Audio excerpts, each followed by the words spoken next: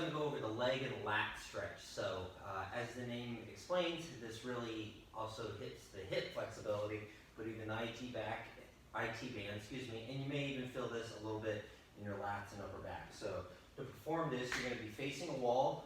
You want to keep the hands, palm of the hand and forearm flat against the wall. Okay, step 1 foot back and 1 foot forward, and then with your forward foot, step it over to the other leg side, and then with the rear foot, simply cross it over to the outside.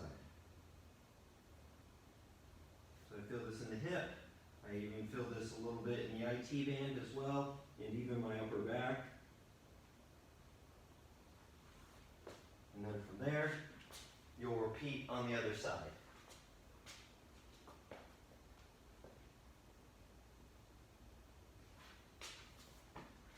And that right there is the leg and lat stretch.